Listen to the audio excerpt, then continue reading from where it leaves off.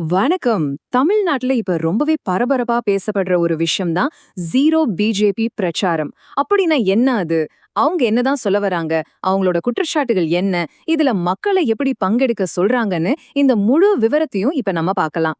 சரி, முதல்ல அவங்க சொன்ன ஒரு ரொம்பவே பவர்ஃபுல்லான ஒரு மேற்கோள்ல இருந்து ஆரம்பிக்கலாம். அவங்க என்ன சொல்றாங்கன்னா, பாஜகவிற்கு அளிக்கப்படுற ஒவ்வொரு வாக்கும் நம்ம அரசியலமைப்பு சட்டத்தோட எல்லா மாண்புகளுக்கும் கொடுக்கப்படுற ஒரு மரண அடி அப்படின்னு சொல்றாங்க. இதிலிருந்தே அவங்க நிலைப்பாடு எவ்ளோ தீவிரமா இருக்குன்னு நம்மால புரிஞ்சுக்க முடியுது. ஓகே, இந்த முழு விஷயத்தையும் நம்ம சரியா புரிஞ்சுக்க இத ஒரு 5 பாகமா பிரிச்சு பார்க்கலாம். முதல்ல ஜீரோ பிஜேபினா என்ன? அடுத்து தமிழ்நாட்டோட குறைகளா அவங்க எதை பார்க்கறாங்க? ஜனநாயக அமைப்புகளுக்கு என்ன அச்சுறுத்தல் இருக்குன்னு சொல்றாங்க. அப்புறம் நம்ம வாக்குகளை எப்படி பாதுகாக்கலான்னு ஒரு வழியும் சொல்றாங்க. கடைசியா அவங்க எல்லாருக்கும் ஒரு அழைப்பு விடுக்கறாங்க. அதையும் பாப்போம். சரி, அப்போ இந்த ஜீரோ பிஜேபி முன்னெடுப்புன்னா என்ன? இதோட உண்மையான நோக்கம் என்னவா இருக்கும்? சொல்லப்போனா இது ஒரு மக்கள் சமூக இயக்கம்.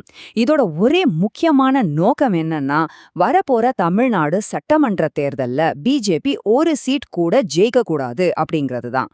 அவங்களோட கருத்துப்படி இந்த முழு இயக்கமுமே 3 முக்கியமான விஷயங்களை மையமா வச்சுதான் இயங்குது. நம்ம எதிர்காலத்தை பாதுகாக்கணும், இயற்கைய பாதுகாக்கணும், ரொம்ப முக்கியமா நம்ம அரசியலமைப்பு சட்டத்தை பாதுகாக்கணும். இதுதான் அவங்களோட முக்கிய முழக்கங்கள். சரி, அடுத்ததா அவங்க வைக்கிற ஒரு முக்கியமான குற்றச்சாட்டுக்கு வருவோம். அதாவது, மத்தியில் இருக்கிற பிஜேபி அரசோட கொள்கைகளால தமிழ்நாட்டுக்கு என்னென்ன பாதிப்புகள் வந்திருக்குன்னு அவங்க பட்டியலிடுறாங்க. அத பத்தி பார்க்கலாம். அவங்க சொல்றபடி தமிழ்நாட்டுக்கு வரவேண்டிய பல பெரிய திட்டங்கள் ஒண்ணு மறுக்கப்பட்டிருக்கு, இல்லனா ரொம்ப தாமதமாகுதுன்னு சொல்றாங்க. உதாரணத்துக்கு Madurai metro, Kovai metro, Hosur airport, அப்புறம் ரொம்ப நாளா பேசப்பட்டு வர்ற மதுரை எய்ம்ஸ் மருத்துவமனை, ஏன் சென்னை மெட்ரோக்கு நிதி ஒதுக்கீடு செய்யறதுல கூட தாமதம்னு ஒரு பெரிய லிஸ்டே சொல்றாங்க. இதனால மாநிலத்தோட வளர்ச்சி பாதிக்கப்படுதுன்னு அவங்க வாதாடுறாங்க.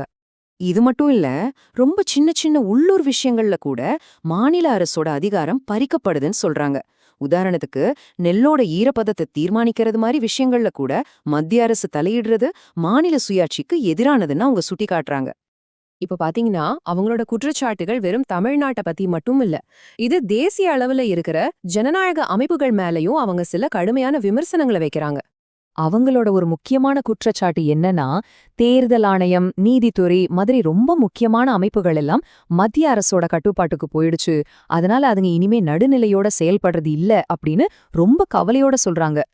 இதுக்கு ஒரு உதாரணமும் அவங்க சொல்றாங்க. அதாவது தேர்தல் ஆணையம் ஒரு மாதிரி பாரபட்சமா நடக்குதுன்னு சொல்றாங்க. எப்படின்னா, தமிழ்நாடு, மேற்கு வங்கம் மாதிரி மாநிலங்கள்ல தேர்தலுக்கு முன்னாடி சீஃப் செக்ரட்டரி, டிஜிபின்னு பெரிய அதிகாரிகளை மாத்தினாங்க. ஆனா அதே சமயம் அசாம், பீகார்ல அந்த மாதிரி எந்த அதிகாரிகளையும் மாத்தல. ஏன் இந்த வித்தியாசம்னு கேள்வி எழுப்புறாங்க. அடுத்ததா தேசிய அரசியல்ல முஸ்லிம்களோட பிரதிநிதித்துவம் பத்தியும் ஒரு கணக்கு சொல்றாங்க. அதாவது, மக்கள் தொகை விகிதாச்சாரப்படி பார்த்தா 77 எம்பிக்கள் இருக்கணும், ஆனா இப்போ வெறும் 24 பேர் தான் இருக்காங்க. இந்த இடைவெளி ரொம்ப அதிகம்னு அவங்க குறிப்பிடுறாங்க. அதே மாதிரி நீதித்துறை நியமனங்கள்லயும் ஒரு குற்றச்சாட்டு வைக்கிறாங்க. 2014க்கு அப்புறம் நடந்த உயர்நீதிமன்ற நியமனங்கள்ல 82% உயர் வகுப்பினருக்கு போயிருக்கு, வெறும் 18% தான் மத்தவங்களுக்கு கிடைச்சிருக்குன்னு ஒரு புள்ளி விவரத்தையும் அவங்க முன்வைக்கிறாங்க. சரி, இவ்ளோ பிரச்சனைகள், கவலைகள் எல்லாம் சொல்றாங்களே, இதுக்கு என்னதா தீர்வு? தேர்தலை நேர்மையா நடத்த அவங்க ஒரு குறிப்பிட்ட தீர்வை முன்வைக்கிறாங்க. அத பத்தி பார்க்கலாம். அவங்களோட ஒரு பெரிய பயம் என்னன்னா, வாக்கு திருட்டு நடக்க வாய்ப்பு இருக்குங்கிறது தான். ஏன்னா போன தேர்தல்கள்ல தமிழ்நாட்டிலையும் மேற்கு வங்கத்திலையும் லட்சக்கணக்கான வாக்காளர்களோட பேரை வாக்காளர் பட்டியல்ல இருந்தே நீக்கிட்டாங்கன்னு சுட்டிக்காட்டுறாங்க. இதனால தேர்தல் பிரக்ரியை மேலேயே அவங்களுக்கு சந்தேகம் வருது. அப்போ இதுக்கு என்னதான் தீர்வு? அவங்களோட முழு திட்டமும் ஃபார்ம் 17C அப்படின்னு சொல்ற ஒரு முக்கியமான ஆவணத்தை சுத்தி தான் இருக்கு. அது என்னன்னா, ஒரு வாக்குச்சாவடியில பதிவான மொத்த வாக்குகளோட அதிகாரப்பூர்வமான கணக்கு. அந்தந்த பூத் அதிகாரி இதுல கையெழுத்து போட்டு வேட்பாளர்களோட ஏஜென்ட் கிட்ட கொடுப்பாங்க. இத வச்சு நாமளே வாக்கு எண்ணிக்கைய கண்காணிக்கலான்னு ஒரு 4 ஸ்டெப் சொல்றாங்க. 1, ஓட்டுப்பதிவு முடிஞ்சதும் எல்லா அரசியல் கட்சிகளோட ஏஜென்ட்ஸ் கிட்ட இருந்தும் அந்த 17C ஃபார்மை வாங்கணும்.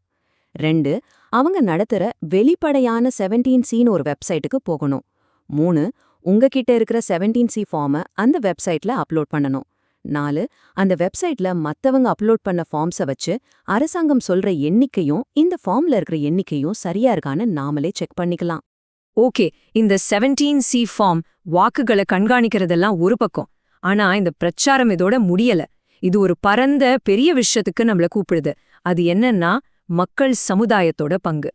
அவங்க கூட்டத்துல ஒரு பேச்சாளர் பொதுமக்களோட பங்கு என்னவா இருக்கணும்னு சொன்ன ஒரு அருமையான உவமையை பயன்படுத்தினார். அவர் என்ன சொன்னார்னா, அதாவது வெறுமனே தேர்தல்ல ஜெயிக்கிறது மட்டும் போதாதுன்னு அவங்க நம்புறாங்க. அடிமட்டத்துல மக்கள் கிட்ட ஒரு மாற்றத்தை கொண்டு வரணும். குறிப்பா 18லேருந்து 30 வயசுக்குள்ள இருக்கிற இளைஞர்களுக்கு அரசியல் விழிப்புணர்வை ஏற்படுத்தணும். அதுக்கு தன்னார்வலர்கள் எல்லாரும் துண்டு பிரசுரங்கள் மூலமா அவங்கவங்க பகுதியில் இருக்கிற மக்களுக்கு விஷயத்தை புரிய வைக்கணும்னு கேட்டுக்கறாங்க. ஆக இந்த ஜீரோ பிஜேபி பிரச்சாரம் முன்வைக்கிற வாதங்களை நம்ம பார்த்தோம். அவங்க இத ஒரு கூட்டாட்சிக்கான போராட்டமா பாக்குறாங்க. இது நம்மகிட்ட ஒரு முக்கியமான கேள்வியை விட்டுட்டு போகுது. ஒரு மாநில அரசுக்கும் மத்திய அரசுக்கும் இடையிலான அதிகார பகிர்வு எப்படி இருக்கணும்? இதோட சரியான சமநிலை என்ன? நீங்க என்ன நினைக்கிறீங்க?